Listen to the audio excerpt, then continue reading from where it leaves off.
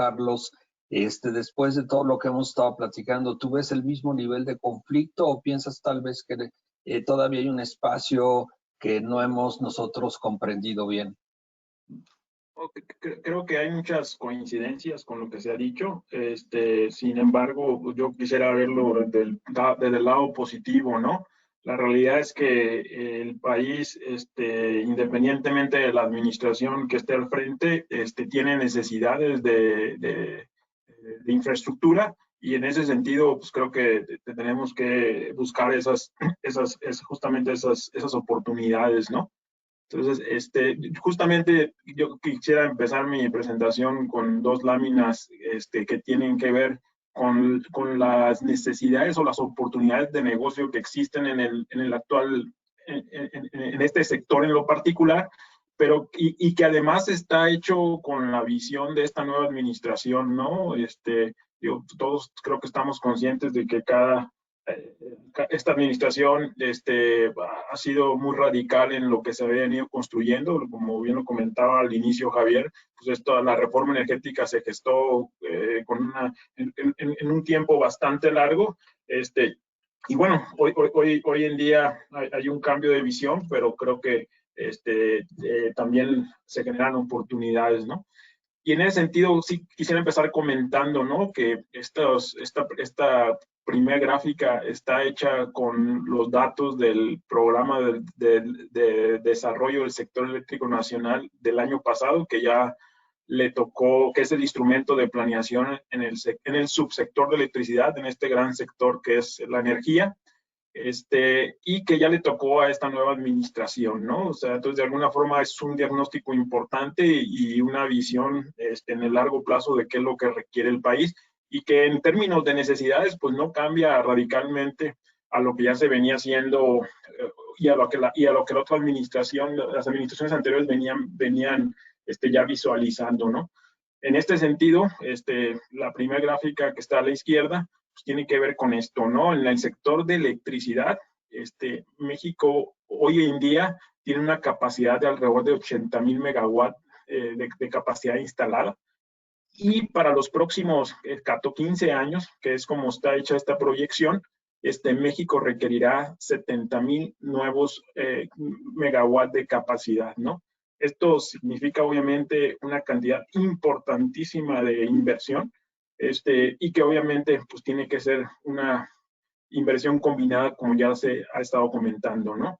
De esto se vislumbra en el propio plan que 15,000 megawatts, o sea, alrededor de un 20% lo hará CFE, un 30% empresas privadas. Estos son los proyectos que ya se tienen con permisos de generación, y además todavía se tienen que visualizar otros 34,000 megawatts, o sea, la mitad todavía se tiene que visualizar. CFE, para esta administración, de esos 70,000 megawatts que se requieren para los próximos 15 años, solamente tiene visualizado construir por parte de ellos alrededor de 3,500 megawatts, ¿no? Ya tienen hoy por hoy, inclusive en proceso de licitación, 3 plantas, una en Celaya, otra en San Luis Potosí y otra en Baja California Sur, y están proyectando 2 más en el Estado de México y otra en Mérida, ¿no? Pero si lo vemos en el contexto, estas plantas que se construirán este sexenio solamente aportarán alrededor del 5% de la capacidad los próximos 5 años, ¿no? Luego, entonces, para mí la conclusión es que la inversión de las empresas privadas pues, será necesaria, indispensable para poder alcanzar esto, ¿no? Y todo esto es exclusivamente en el tema de generación, ¿no? Se está estimando un crecimiento en la red eléctrica nacional de alrededor del 3% anual. Estos números son del año pasado, como los comentaba. Por la lamentable coyuntura en la que estamos viviendo, hay una reducción en las necesidades de generación. Tampoco se ha caído de manera sustancial. De hecho, en estos 3 meses de la contingencia sanitaria, el consumo de energía eléctrica se ha caído alrededor del 8%, cuando en otros países ha sido impactos mucho más severos que esto. Entonces, si ajustamos este número de los 70,000 megawatts con esta caída que se va a tener, pues probablemente estemos ocupando alrededor de unos 60,000 megawatts, pero aún así la necesidad de infraestructura es bastante importante, ¿no? Adicional a esto, lo comentaba también Ernesto hace un momento, las necesidades, esto es generación nada más, las necesidades de transmisión y distribución derivado de la ya sobrecargada red que tenemos en el país requerirá aproximadamente otros 30,000 millones de dólares. A grosso, un número así general, pues estaremos requiriendo los próximos 15 años alrededor de 100,000 millones de dólares, ¿no? Nuevamente, la inversión que hará CFE solamente en generación para estos próximos 5 años es solamente alrededor de 2,500 millones de dólares. Entonces, nos faltan alrededor de 90,000 millones de dólares más que se requieren para poder mantener el sistema con la confiabilidad y sustentabilidad que el país necesita. Ahora, otro tema importante y que hemos visto de manera regular es el ataque a la parte, todavía la de atrás, por favor, es a la parte de energías limpias, ¿no? La realidad es que se sigue contemplando, en la parte derecha, se sigue contemplando en este plan de desarrollo del sector eléctrico, se siguen manteniendo las metas comprometidas en la COP21 de París, donde tendremos que generar para el 2024 el 35% de la generación con energías limpias. Ahora sí vale la pena aquí destacar que como energía limpia no solamente son las renovables, también son las hidroeléctricas que ya teníamos una capacidad instalada importante, es la nuclear, la geotermia y la cogeneración. Hoy en día estamos más o menos 10 puntos abajo de esto, entonces se requieren inversiones importantes de aquí al 2024 para poder cumplir con estos acuerdos. Ahí abajo viene una gráfica de cómo se tiene que dar esta inversión. De los 70,000 millones, prácticamente la mitad tendría que venir en renovables para poder cumplir en el 2033 con el 40% de generación con energías limpias. La que sigue, por favor. En el sector de oil and gas, también tenemos algo muy similar. En los dos sectores, o en los dos subsectores, tenemos a las empresas del Estado como rectores del sector y como los que llevan de alguna forma la pauta en inversión pública y en el control del sistema. Pues en el caso de Pemex también, en su Plan Nacional de Desarrollo, se tiene contemplado el fortalecimiento de esta empresa y para ello se ha destinado una inversión bastante importante, ¿no? Lo que obviamente genera una cantidad de oportunidades en toda la red de proveeduría y obviamente en apoyar a Pemex directamente, ¿no? Para darnos una idea, el 2019 el presupuesto en la ley de egresos para Pemex en infraestructura fue alrededor de 273,000 millones de pesos, que fueron más o menos 12,000 millones de dólares. Prácticamente se pudo invertir alrededor del 90% de este recurso, o sea, ha sido una inversión bastante importante. Y para este año, con todos los planes de inversión que se tienen o con todos los proyectos que se tienen, que como ya comentó Javier también al inicio, no sería tema de esto, el cuestionar si son factibles o no, pero realmente las necesidades que estos proyectos están generando para el 2020 en cuestión de inversión son 17,000 millones de dólares en inversión que ya está programada, ¿no? Y del otro lado tenemos el complemento, que también lo comentó Javier en su introducción, ya los resultados de la reforma energética y particularmente lo que tiene que ver con las rondas que se dieron por el 2016 y los años subsecuentes, pues ya están dando resultados.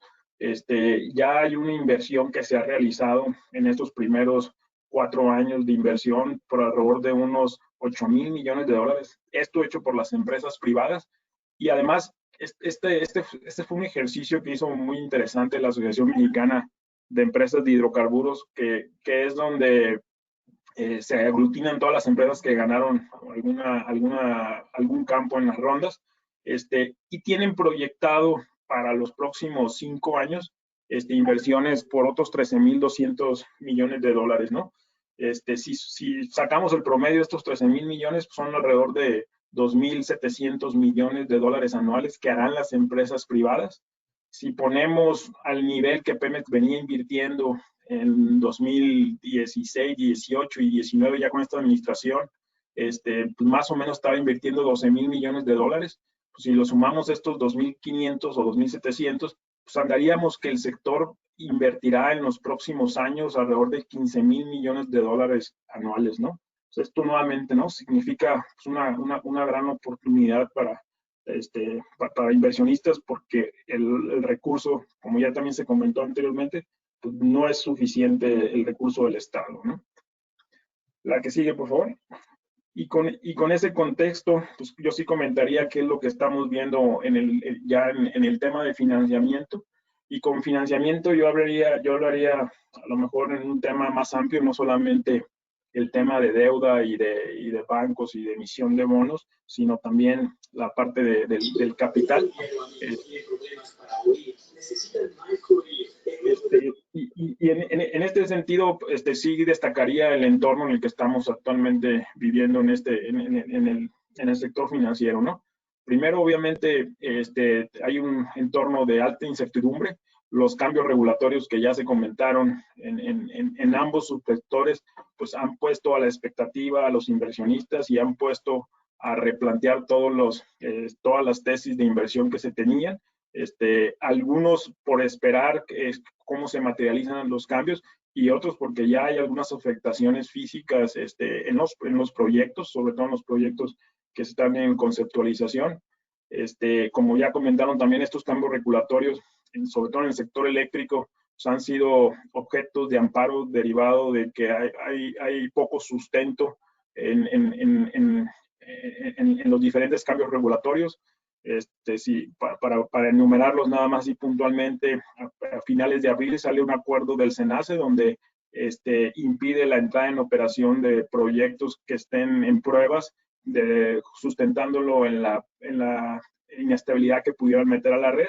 Posteriormente, 20 días después, la CENER saca el decreto de confiabilidad, donde es mucho más profundo los cambios al sector y que como también lo comentaba Javier, creo, pues inclusive hacían cambios a la estructura y al andamiaje institucional que iban más allá hasta de las propias leyes que ya están en vigor, ¿no?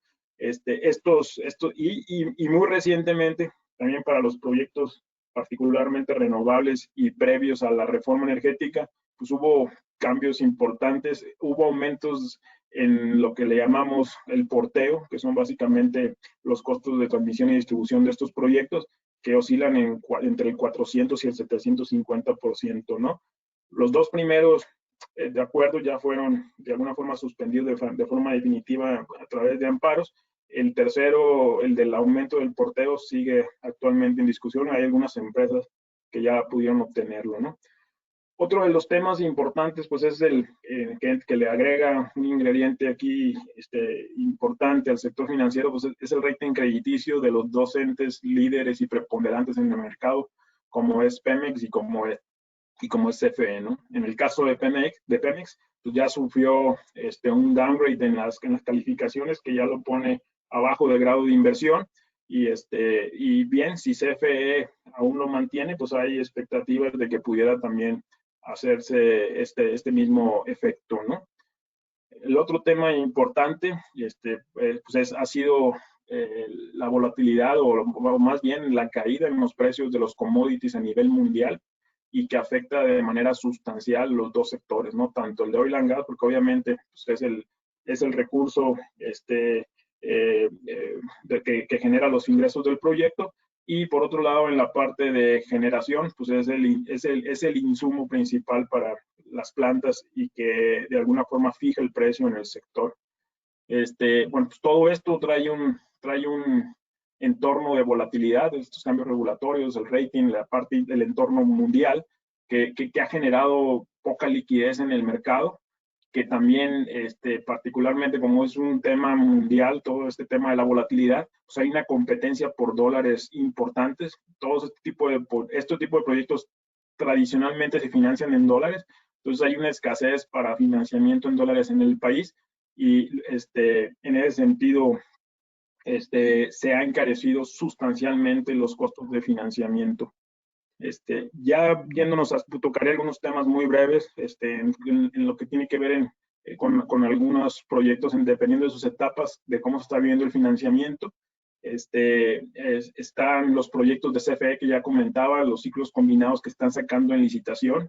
Hemos visto poca liquidez en el mercado por este tema de los dólares. CFE ha tenido, además de por cuestiones estructurales en la propia licitación que están haciendo, pero ha tenido que modificar y ha tenido que posponer las licitaciones. La inicial estaba hecha para que se hicieran la de Celaya y la de San Luis Potosí, estaban contempladas para realizarse en noviembre pasado, se movieron a junio pasado y de junio, hace un mes, se acaban de mover a noviembre y diciembre los fallos, ¿no? Justamente porque no están las condiciones, ¿no? Oye, Carlos, ¿y cómo ves Sí. la reciente pérdida que se anunció de CFE? Pues justamente todavía le pone ahí más temas a esto, ¿no? O sea, lo pone ahí pues en una posición muy similar a la de Pemex, o lo ponen las agencias calificadoras, pues obviamente están muy atentas no solamente a los cambios regulatorios, pero también a los temas ya operacionales de estos proyectos, ¿no? Entonces, sin lugar a dudas, otra vez siendo uno de los preponderantes del mercado, pues sí complica la situación y nuevamente, pues yo creo que un downgrade en su calificación pudiera también ser todavía mucho más complicado para CFE licitar y conseguir financiamiento para estos proyectos, ¿no? Lo mismo está pasando, diría, con los privados, ¿no? Los proyectos que están en operación, pues están evaluando el impacto de estas empresas, y en el caso de proyectos nuevos, pues hemos visto cómo se están redimensionando derivado de los requerimientos técnicos que se están poniendo. Sin embargo, aquí sí yo destacaría un tema importante, ¿no? Aquí sí vemos oportunidades, si se hace un buen análisis de la ubicación de los proyectos y de la infraestructura que existe en esos lugares, ahí sí vemos posibilidades, ¿no? Digo, la realidad es que los proyectos de renovables se tienen que poner donde existe mayor recurso para que generen. Por eso los proyectos eólicos o están en la zona de Tamaulipas o están en la zona del Istmo de Tehuantepec. Lo mismo los solares están en Sonora, Chihuahua, etcétera. Pero la realidad es que sí se está presentando una congestión, ¿no? Entonces, si buscamos lugares, ubicaciones donde no saturemos la red de transmisión, es decir, que se pueda producir energía un poco más cerca de los lugares de consumo, ahí sí vemos posibilidades en los proyectos de renovables nuevos que se están generando, ¿no? Muy bien, Donde sí estamos, sí. Sí, Carlos, quería ver si podíamos ahora darle el espacio a Francisco. Creo que nos has mostrado muy bien ahorita el problema del financiamiento. Creo que se puede regresar a él porque nunca es suficiente el tiempo para hablar del tema de financiamiento. Pero creo que en el caso ahorita que estamos viviendo, sobre todo con este viaje que acaba de hacer el presidente, eh, hubo en parte antes de que él saliera de viaje un debate sobre cuál era la posición de los Estados Unidos respecto a las inversiones de las empresas de el TEMEC en México en el sector energía. No sé, Francisco, de qué nos vas a platicar, pero estamos muy interesados en escuchar tus puntos de vista sobre la relación entre el TEMEC y el sector energía en México y la posible contraposición con la visión política de la 4T. Con mucho gusto, Javier. Muchas gracias a todos por estar por acá. Les comento brevemente, primero, cómo estamos con el TEMEC. El TEMEC se compone de 34 capítulos. Cabe destacar adiciones y modificaciones a varios de ellos. Los más importantes son contenido regional, impacto importante en la cadena de suministro, el combate a la corrupción, el efecto de salarios, medio ambiente y comercio electrónico, y muy importante, se eliminan los capítulos 6 de energía y petroquímica básica, 8 medidas de emergencia y 9 medidas a la normalización. Esta eliminación del capítulo 6 es del antiguo capítulo 6 del NAFTA. La siguiente, por favor. Vamos a ver en esta siguiente lámina lo que se logró. y tenemos un capítulo 8 de energía. ¿Pero qué se logró en general? Certidumbre, las reglas claras, se mantiene libre comercio, se preserva la integración de América del Norte. Es muy importante decir, el NAFTA era un tratado de libre comercio con ciertas restricciones, como era el caso de la energía y petroquímica básica. Y el actual tratado de libre comercio, el TEMEC, tiene una característica especial que más que libre comercio es la administración del comercio. Vamos a ver en la siguiente lámina lo que se logró. ¿Qué se logró? Reconocimiento de la propiedad directa, inalienable, imprescriptible del Estado mexicano sobre hidrocarburos. Se pusieron los anexos sectoriales. Se abre la posibilidad al comercio digital, la parte laboral y el medio ambiente. Pequeñas y medianas empresas toman relevancia. La competitividad vuelve a ser un aspecto importante y ya queda plasmado en el Tratado de Libre Comercio.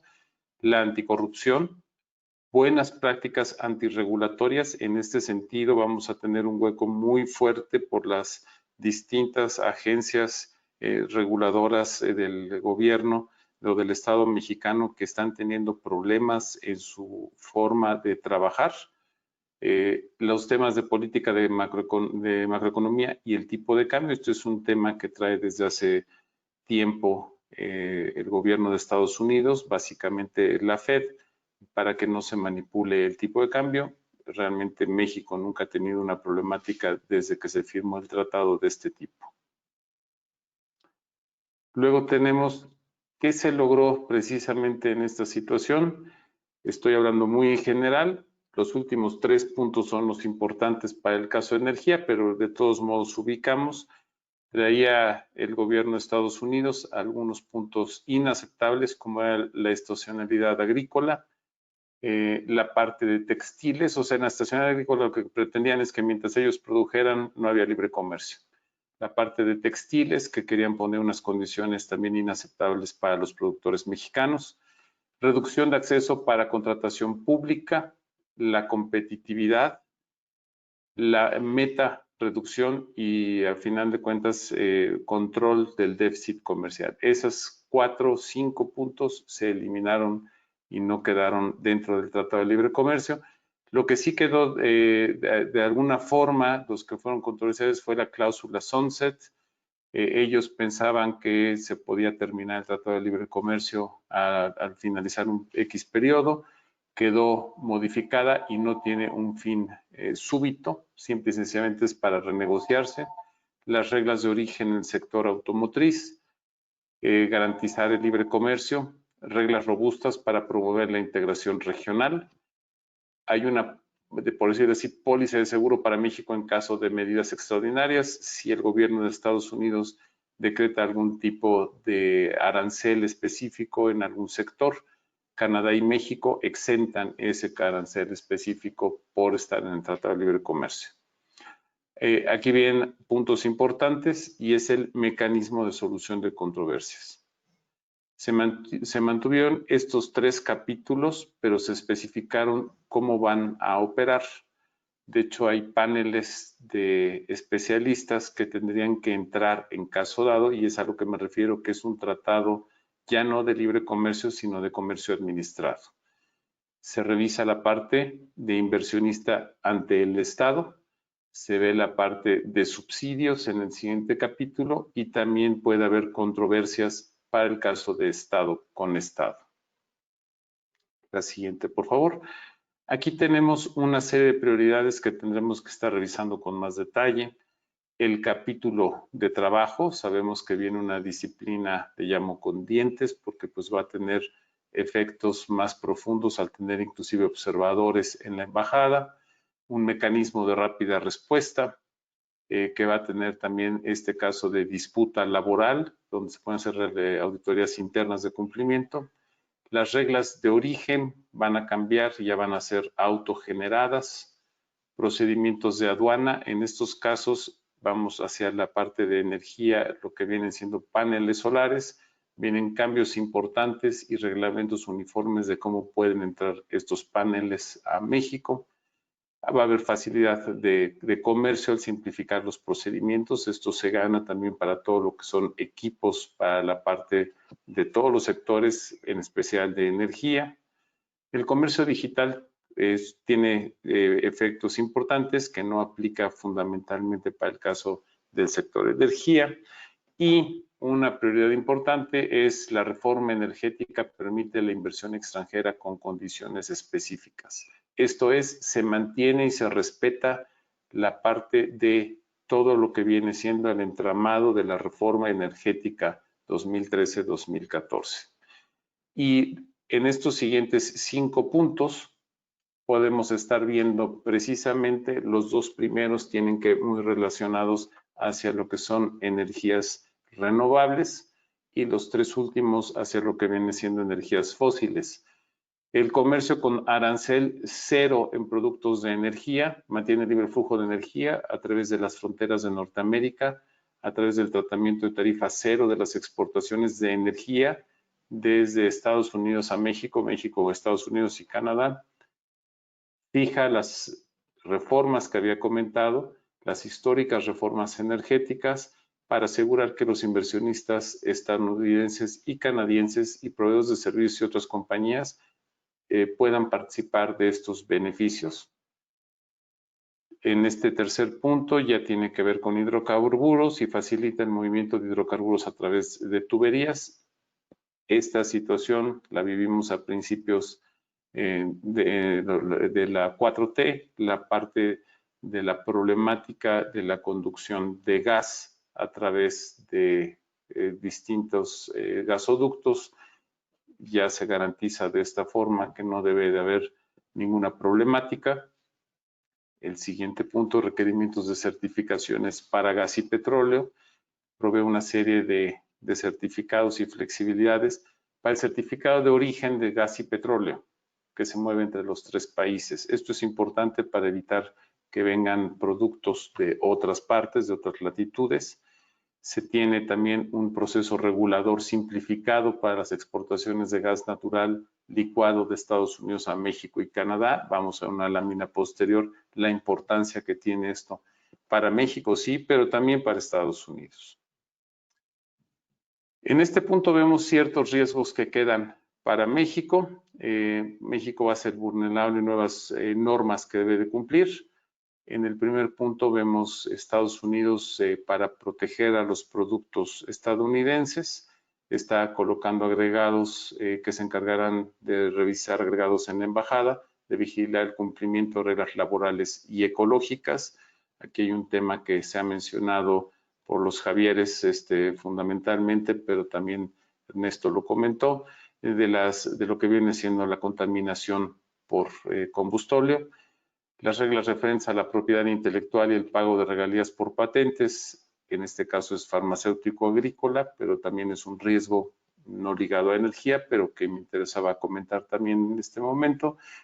Y las quejas de incumplimiento a las reglas energéticas. Es un riesgo para México, por lo que hemos estado viendo desde el inicio de la 4T.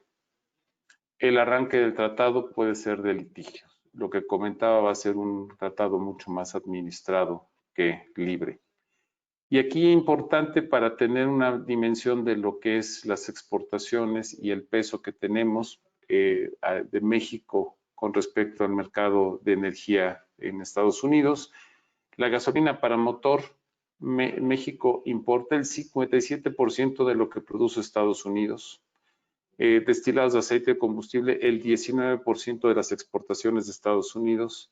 De productos totalmente refinados, el 21% de las exportaciones de Estados Unidos. Y en este especial, el 63% del gas natural que exporta de Estados Unidos viene a México. Vemos los demás porcentajes, vemos en el caso del gas natural, el restante para llegar a 100% se exporta a Canadá. El efecto que tiene, la importancia que tiene en Estados Unidos el sector hidrocarburos hacia México es muy importante, lo van a estar revisando con mucho ojo en el marco del Tratado de Libre Comercio. La parte de energías renovables creo que nos permite mucha más libertad en el concepto de soberanía.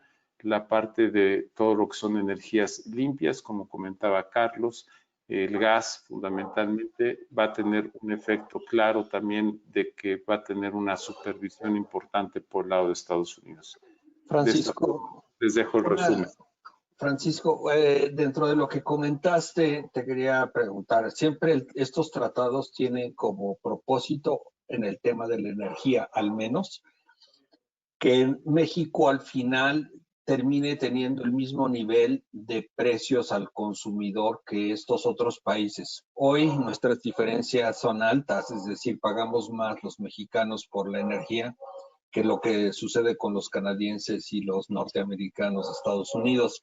¿Es tu visión que estos mecanismos que se han decidido a través del TEMEC nos van a permitir tener energía más barata?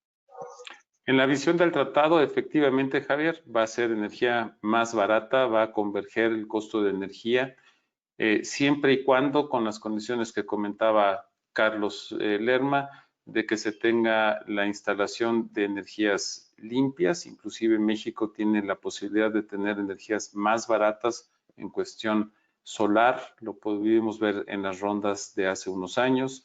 En la parte de energías eólicas estamos muy semejantes en costo. Y el gas, a final de cuentas, el costo extra que tenemos es el de transportación desde Texas. Se podría decir que es el mismo costo que tienen en la costa este de Estados Unidos. Tenemos la posibilidad definitivamente de llegar a mejores costos en México de acuerdo a la tendencia del Tratado de Libre Comercio.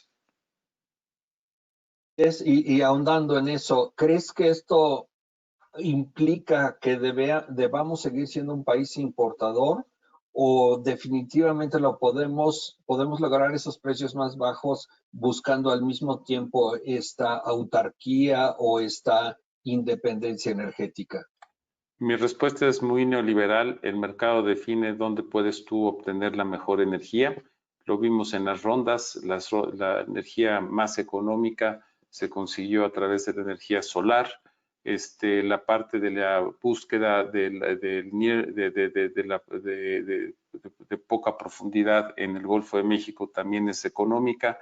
Obviamente los yacimientos en Texas son mucho más económicos en extracción, pero yo creo que la mezcla la puede ir dando claramente el mercado. Francisco, no sé si quieras agregar algo más o podemos pasar, digamos, no tan antes de llegar realmente a la sección de preguntas y respuestas de estas distintas presentaciones. No sé si quieras agregar algo. No, yo creo que sí, lo dejo mejor para preguntas y especificaciones ya más claras. Muchas gracias. Bueno, pues muchas gracias, Francisco. Mira, a mí me gustaría, más o menos para hacer entrar a las preguntas y respuestas, de todas maneras, preguntarle, no sé si tengo por allá a Javier, Javier Tocayo Centeno, ¿estás por ahí todavía? Aquí presente. Mira, te quería preguntar, más o menos para terminar de darle contexto a todas estas conversaciones que fueron variadas, sobre este equilibrio legal y político. Tal vez después de escuchar esto hemos exagerado un poco esta confrontación, o realmente tú piensas que se tienen ya que hacer las adaptaciones legales, porque si no la visión política va a seguir pues confrontándose con los principios que se pasaron en 2014. ¿Cómo ves? ¿Hay equilibrio posible o hay que hacer algo ya? Es que vivimos una contradicción que cada vez resulta más explícita. Por un lado, se ha mantenido y se mantiene incluso todo el marco jurídico, el marco constitucional. El TEMEC, como lo acabamos de ver, también está ratificando los compromisos de mantener este mercado abierto. Pero por el otro lado, tenemos mensajes que son absolutamente claros. En el caso, por ejemplo, del Programa Sectorial de Energía, que hoy salió publicado, tiene nuevamente la tendencia a privilegiar lo que sería una concepción, digamos, de monopolio de Estado, porque está aspirando a fortalecer nuevamente las empresas productivas del Estado. Es correcto, así también la ley lo establece, y yo creo que no debemos de concebir un país sin que tuviéramos una CFE y un Pemex fortalecidos y muy activos y muy participantes. Pero no sujetar la participación privada a que primero estos se fortalezcan y establezcan un sistema. El tema es que, por un lado, es cierto también, como lo comentaba hace rato Ernesto, SENACE es efectivamente una gran institución, son grandes técnicos, pero el acuerdo del 29 de abril es un acuerdo que es cierto que alimentaba la decisión de no aprobar pruebas preoperativas por el COVID y también por temas de carácter técnico. Sin embargo, esta suspensión no se veía como una suspensión técnica, ese fue el mensaje, sino una suspensión definitiva o al menos indefinida, no solamente de los proyectos que estaban por comenzar o iniciar sus pruebas preoperativas, sino aquellos que ya están en funcionamiento, que ya se invirtieron, afectando los derechos. Dos, en el caso del acuerdo o de la política de confiabilidad, hay un tema nuevamente en el que se intenta darle un carácter de autoridad a la Comisión Federal de Electricidad. Comisión Federal de Electricidad que estaría prácticamente determinando o condicionando el ingreso y la operación de los privados a la opinión técnica de un elemento que debe de ser un participante más y no una autoridad. En el caso de las tarifas de porteo, fue también evidente, ¿no? Prácticamente implica maquinar a la inversión privada y a la actividad privada para darle preeminencia al sector público. Y tal es así, por ejemplo, en materia de energías renovables, que en el programa sectorial de energía simplemente se está privilegiando, por ejemplo, la producción del combustóleo, sí el compromiso de bajarle la cantidad de azufre, pero al mismo tiempo toda la expansión de los energía con recursos renovables estaría prácticamente a cargo también de las empresas productivas del Estado y no dice nada de la participación privada. Entonces, hay una evidente contradicción entre, incluso el propio director de la CFE lo dijo, tengo la instrucción de no alimentar ni promover modificaciones legales, pero en la práctica, la omisión, por ejemplo, de evitar nuevas rondas petroleras, de evitar que Pemex tenga la capacidad y la posibilidad de poder hacer alianzas y asociaciones, farm-outs, como lo hacen todas las empresas en el mundo. Y luego, la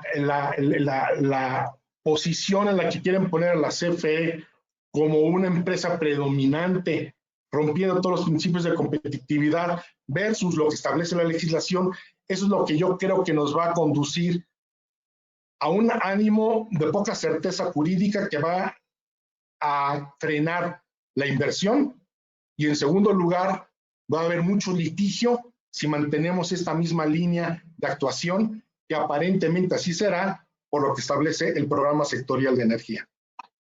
Gracias, Javier. Oye, aquí tenemos algunas preguntas. Voy a ir tomando primero la de César Barrios, que yo creo que va dirigida a Ernesto, o bueno, Ernesto seguramente la puede responder. Y la pregunta es, ¿podemos parar la política de contaminante en el sector de energía que está emprendiendo el gobierno? ¿Cómo la ves? Para Ernesto, bueno, yo creo que la manera de tenerla han sido los amparos. Greenpeace lo pudo, obtuvo la suspensión definitiva alegando violación al derecho humano a la salud.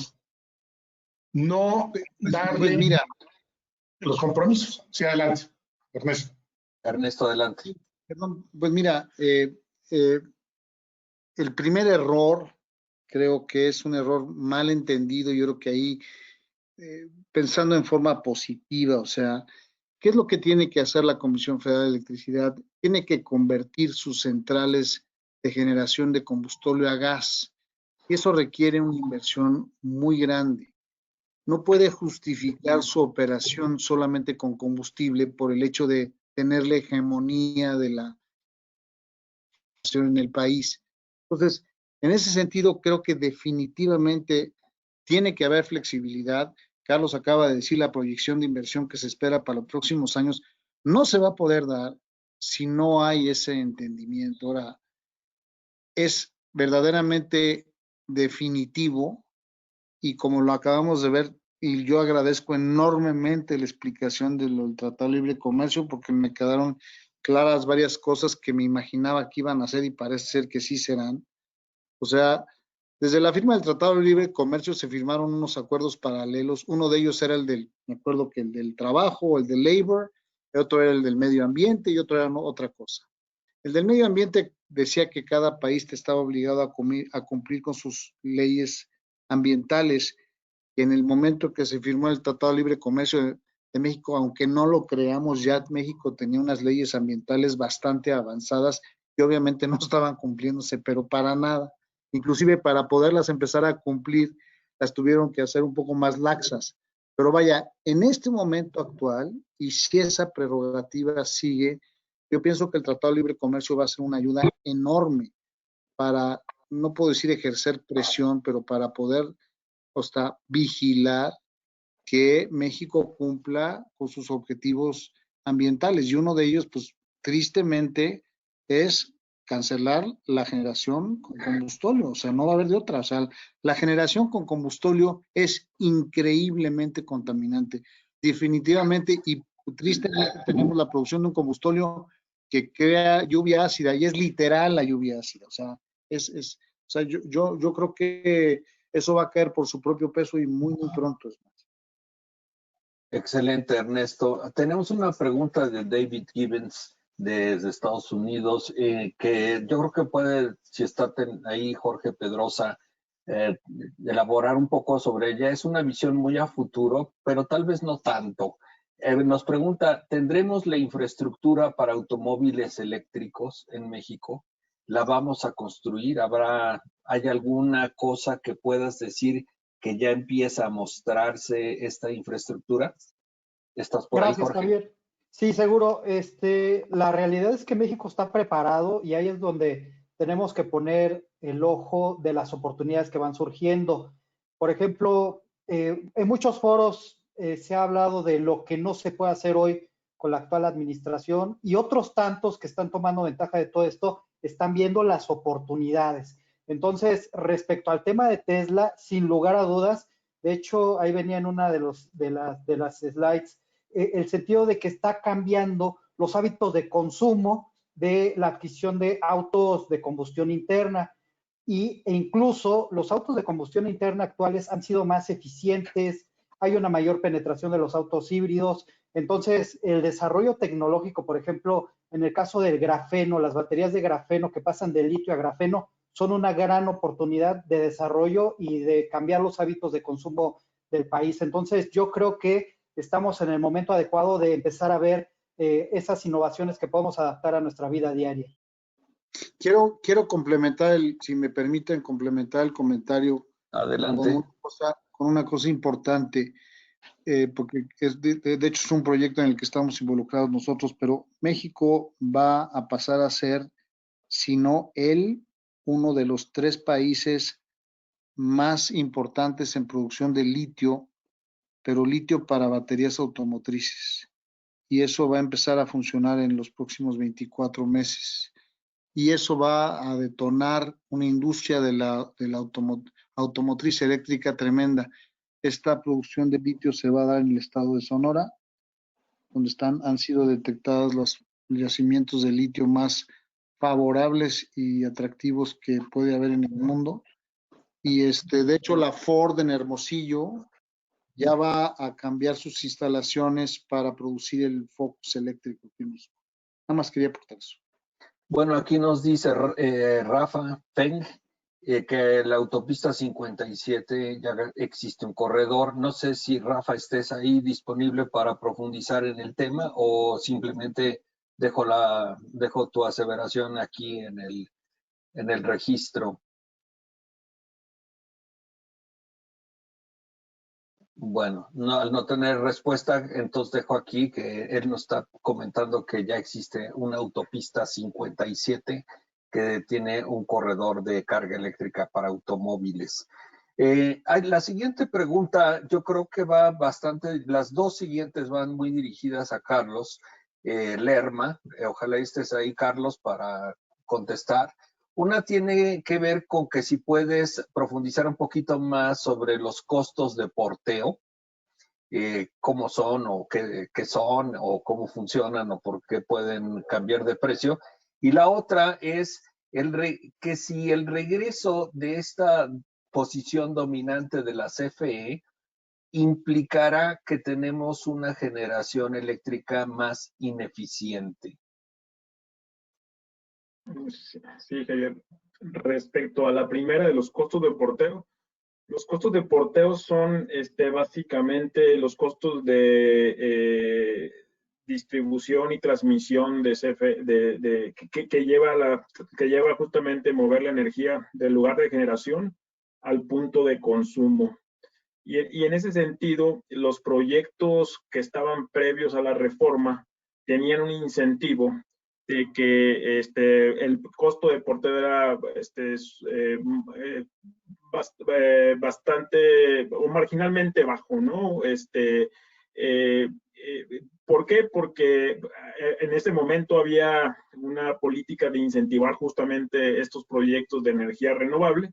En aquellos momentos también el costo de generación de esos proyectos de energía renovable, estábamos hablando 2005, 2010, pues eran sustancialmente mayores porque la inversión en un proyecto eólico y o solar, pues en el eólico era prácticamente el doble de lo que es hoy en día la inversión, y en un solar era 10 veces más caro, ¿no? Por eso no había proyectos solares en México, ¿no? Conforme se va mejorando la tecnología y abatiendo los costos, pues esto ha cambiado, ¿no? Pero en ese momento se dieron incentivos a esos proyectos renovables y el costo de transmisión y distribución de los proyectos fue relativamente o muy bajo, ¿no? Comparado contra los costos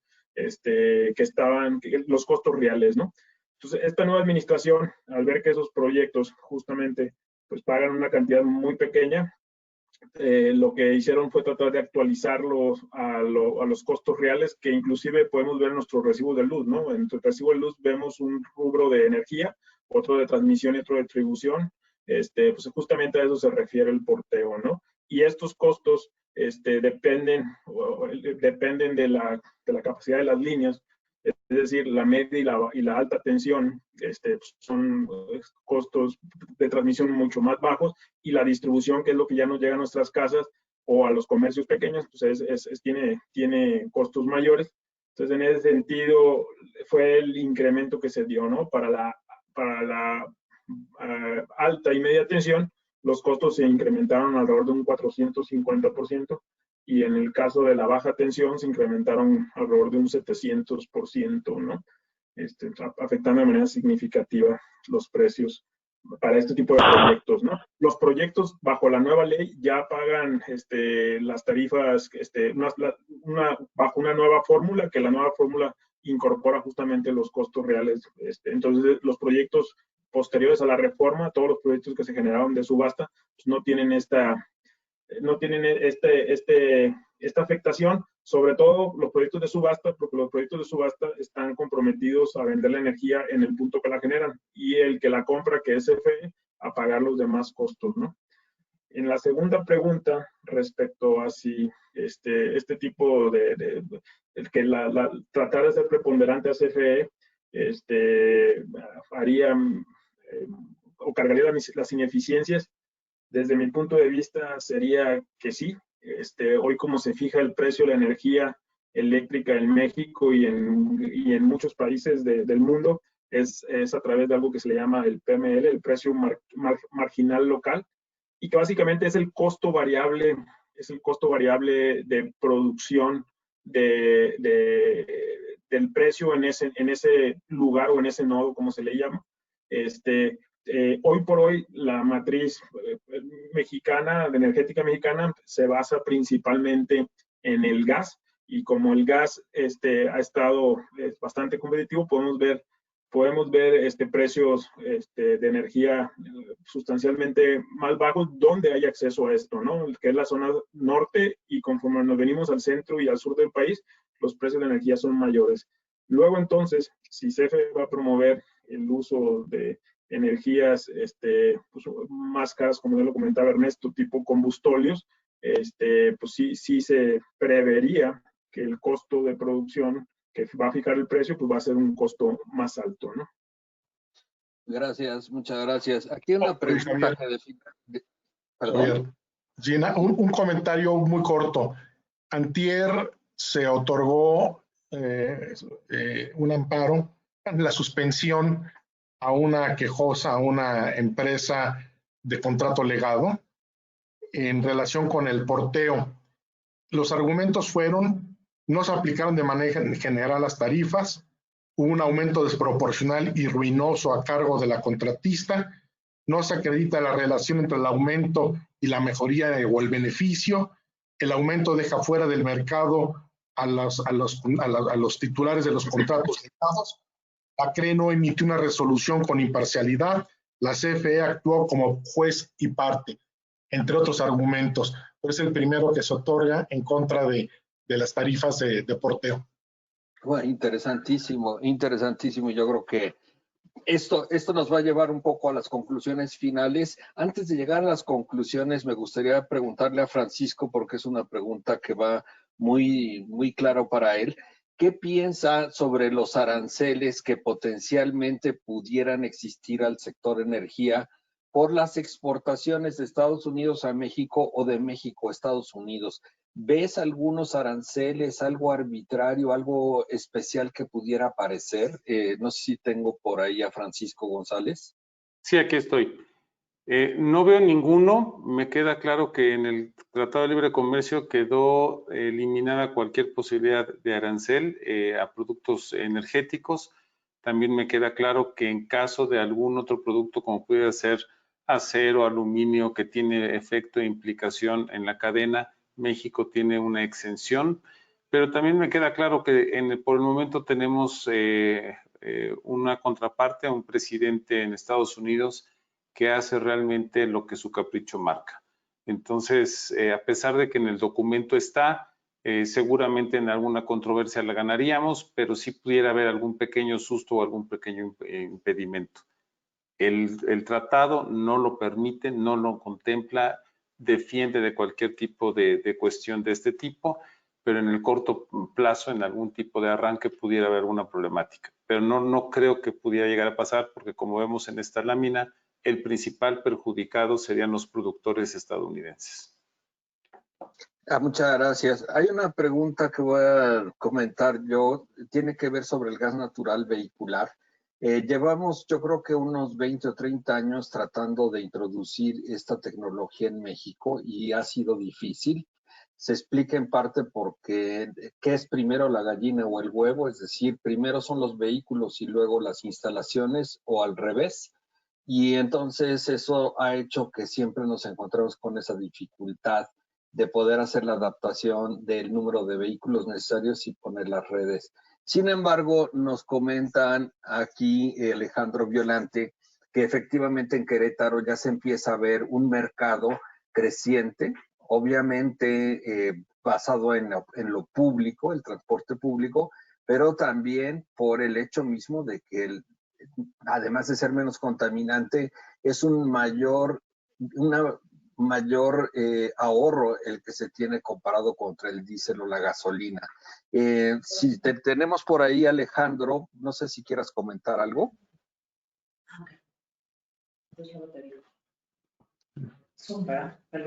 Sí, sí, con gusto. Adelante. Sí, bueno, indiscutiblemente los autos eléctricos están teniendo pues una penetración, están avanzando mucho. Ahorita en comparación con precio, pues indiscutiblemente ponerle un kit de conversión a un automóvil, pues es mucho más barato y más fácil, y se ve los ahorros que mencionas, ¿no? Aquí es un gana, gana, gana, y actualmente en forma muy rápida, realmente es el combustible, como menciono, de transición, que puede solucionar muchísimos casos, además del costo. En forma muy atinada, si mencionas la parte de las estaciones. Es una problemática terrible abrir una estación, y ahora, como cosa que podría ser a la inversa antes de la reforma energética, pues se tenía que cumplir aproximadamente como 22 trámites para abrir una estación. Claro, algunos de los trámites eran de los más problemáticos, como lo que son los permisos de uso de suelo, el de construcción, y esos continúan, pero actualmente hay aproximadamente como 160 trámites para abrir una estación, y muchos son opiniones, pero opiniones que tienen peso como si fueran una ley. Afortunadamente se ha logrado estar venciendo obstáculos y se está creciendo, pero para el tamaño de país que somos, teniendo el gas más barato, realmente estamos en pañales. Y si uno ve ejemplos de otros países, pues hay un gran desarrollo de gas natural en el transporte. Aún en Europa, que es muy caro el gas, está habiendo una transición gigante hacia gas natural comprimido y licuado. Te agradezco muchísimo, Alejandro. Yo con esto quiero dirigirme ahora a las conclusiones. Le voy a pedir a cada uno de nuestros ponentes que piense bien lo que va a decir, porque solo va a tener un minuto, minuto y medio para responder. Y la pregunta es, ¿qué medidas deben tomarse o convendría tomar en el área que ustedes conozcan mejor? En este caso, si empezamos con Francisco, en el TEMEC, para evitar o reducir esta potencial confrontación entre política energética y marco legal. Podemos empezar contigo, Francisco, y luego seguirnos con Carlos, después Ernesto, luego Jorge y Javier Centeno al final. Con mucho gusto. Yo creo que uno de los factores importantes es tener un buen entramado en la parte de socios. Yo creo que tener un socio canadiense, un socio americano, estadounidense, puede ayudar mucho a que no haya abusos por parte de la autoridad, porque esto ya no nada más se limitaría a una inversión mexicana, sino una inversión de Estados Unidos o una inversión de Estados Unidos canadiense mexicana. En ese sentido, la parte, como comentaba, este tratado está muy armado y muy estructurado para que se ventilen todas las controversias en paneles específicos. Yo recomiendo tener, obviamente, la parte laboral muy clara, la parte de medio ambiente muy clara, hacer unas claras revisiones de cómo está uno generando electricidad, cómo está uno manteniendo la parte sindical, los básicos que comentaba yo en un momento de los posibles problemas que pudiera llegar a haber, los riesgos para México que le llamé, pero esta parte de tener un socio de otro país creo que puede minimizar la problemática de abusos por parte de la autoridad. Muchísimas gracias, Francisco.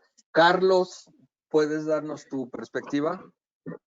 Sí, yo creo que el tema tanto para los desarrolladores como para los fondeadores se llama certidumbre. Mientras la autoridad pueda dar certidumbre y pueda dar claridad de las políticas y de las estrategias que se tienen que seguir, creo que le va a dar mucha confiabilidad para que se sigan haciendo los proyectos que se requieren en el país, ¿no? Y por último, que básicamente se sigue el principio que está en la propia ley de dar acceso no discriminatorio a los participantes en el mercado. Creo que eso sería fundamental para que los proyectos sigan fluyendo, ¿no? Excelente, muchísimas gracias, Carlos. Ernesto, ¿cuál es tu punto de vista? Gracias. Yo pienso que varias de las iniciativas de la administración actual tienen cierta lógica y obviamente están matizadas, sobre todo en el plano energético y particularmente en el eléctrico, pues están matizadas y reflexionadas por el SENACE y por la gente profesional que este país tiene. Y pudiéramos encontrar la forma de quitarle el estirpe que tiene el gobierno actualmente hacia la inversión privada, y permitir que la inversión privada no solamente invierta, sino también que colabore con ideas de cómo solucionar los grandes problemas del país. En este sector, en mi sector particularmente, hay un cuello de botella enorme en los sistemas de transmisión y distribución del país, que es lo que va a ser muy difícil el desarrollo de más capacidad. O sea, creo que la iniciativa privada está enormemente abierta para sentarse con el gobierno y encontrar formas claras de cooperar con toda esa infraestructura que es necesaria hacer, y cuando uno va a hacer un proyecto solar o un proyecto eólico, pues sentarse en una mesa para ver cómo resolver los problemas de transmisión y aportar alguna consideración adicional para contribuir con esa mejora puede ser muy bueno. Entonces, creo que hay mucho capital, toda la perspectiva de inversión que hay, que presentó Carlos atinadamente hace un momento, creo que hay la misma cantidad de capital disponible para invertirlo, y creo que tenemos que hacer un fomento claro y razonable para que se le quite el estirpe que ya tiene la iniciativa privada al invertir en esto, porque hay muchos inversionistas de muchas nacionalidades muy profesionales que lo que quieren hacer bien las cosas y hacerlas con México y hacerlas en conjunto con la autoridad, obviamente. Muchísimas gracias, Ernesto. Jorge, no sé si también nos puedas ahora compartir tu perspectiva. Sí, Javier, definitivamente hay una coincidencia todos los que nos sentamos en esta mesa del día de hoy. Y básicamente yo propondría tres cosas. La primera es desarrollar cadenas productivas, promover las asociaciones entre particulares y privados, abrazar la transición energética como una oportunidad de negocio sostenible y sustentable, gas natural vehicular, litio, grafeno, etanol, o sea, hablar de energía en lugar de hablar solo de hidrocarburos. Y por último, fomentar la innovación y la generación de valor en cualquiera de los segmentos de la cadena de valor. Hay bastante cancha para todos. Gracias, Javier. Gracias a ti, Jorge. Regreso contigo, Javier. Entonces, ¿cuál es tu punto de vista? ¿Cómo podemos evitar esta confrontación y qué caminos valdría la pena seguir explorando para pues que efectivamente el sector avance y no se vea de repente congelado por estos debates? A mí me parece que nuestro actual marco jurídico es lo suficientemente amplio y flexible como para poder generar las sinergias que el país necesita. Fortalecer las empresas productivas no riñe con la participación privada. Al contrario, generar sinergia y asociaciones incluso de las empresas públicas productivas, o las empresas productivas del Estado y la sociedad, parece que pudiera ser lo más aconsejable. Ello permitiría, desde luego, mantener la idea digamos, de la rectoría principal del Estado, o al menos la rectoría en tanto seguridad y soberanía energética, que es lo que preocupa mucho a este actual gobierno, buscando la no descapitalización de las empresas, la maximización de su producción, el abatimiento de los costos y de las ineficiencias, estos costos excesivos y esas ineficiencias que tienen desafortunadamente las empresas y que tienen capacidad para poder dar más de sí, yo creo. Y no pensar en que, como hay una expresión ahí que se emplea en el programa sectorial, que el mercado no puede sustituir al Estado, Yo creo que nuestro marco jurídico permite que se fortalezcan las empresas productivas del Estado, mantengan un papel económicamente no preponderante en términos competitivos, sino por su capacidad, por su tracción que pueden generar, y al mismo tiempo promover que la iniciativa privada en un marco de certeza y seguridad jurídica continúe haciendo lo que estaba haciendo. Desde luego, hay deformidades, hay corruptelas, hay muchos problemas que se tienen que resolver, pero no se podrá dar un paso adelante si no se resuelve esta contradicción entre el deber ser y la política que se quiere imponer. Muchísimas gracias, Javier. Yo por mi parte creo que el gran elefante en la sala se llama Pemex y es necesaria su reestructuración y sobre todo permitir también que haya mayor interacción entre Pemex en exploración y producción o casi todas sus ramas con la iniciativa privada. Yo creo que si eso se resolviera, quitaríamos muchas de las presiones que se están construyendo en el sistema y podrían renacer tal vez los reguladores con una verdadera misión. Bien, esto ha sido un debate sumamente interesante. Yo les agradezco a todos los participantes.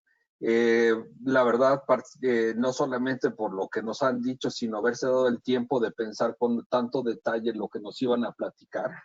Y con esto le devuelvo la palabra a Jesús, quien es el organizador, junto con Rodrigo.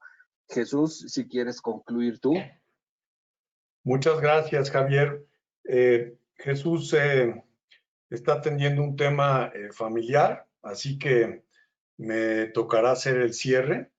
En primer lugar, les agradezco muchísimo a los expositores, desde luego a Javier Estrada, que además fungió también como moderador, a Javier Centeno, a Jorge Pedraza, Ernesto Hanhausen, Carlos Lerma, Francisco González, por esta brillante charla. La verdad es que hemos aprendido mucho esta tarde. Creo que nos queda muy claro que es imposible que el gobierno pueda cumplir con las metas que se tienen de incrementar la producción por sí solo. Es necesaria la participación del sector privado y para eso pues el gobierno tiene que preocuparse un poco más en dar certidumbre para esa inversión. Y por otro lado, pues también nos queda claro que el Tratado de Libre Comercio, el nuevo Tratado TEMEC y la interacción que se tiene hoy en día con empresas extranjeras se vuelve un tema clave para poder tener esa certidumbre. Entonces, pues, de verdad les agradezco muchísimo su participación. Estoy feliz de haber podido participar y haber pasado este rato con ustedes charlando y escuchando sus acertados comentarios de expertos en este tema. La energía es pues la sangre de un país.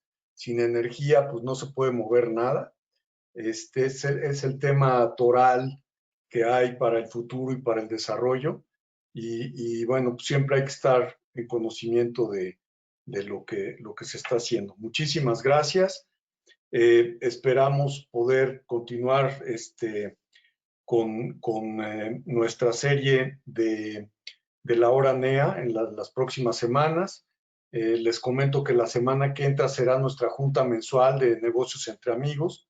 Así que pues tendremos nuestra junta que les anunciaremos mañana, pero dentro de 2 semanas continuaremos con un tema muy interesante también y muy actual, ¿no? Su vigencia, sobre las factureras, ¿no? Que ese es otro tema que ahorita es una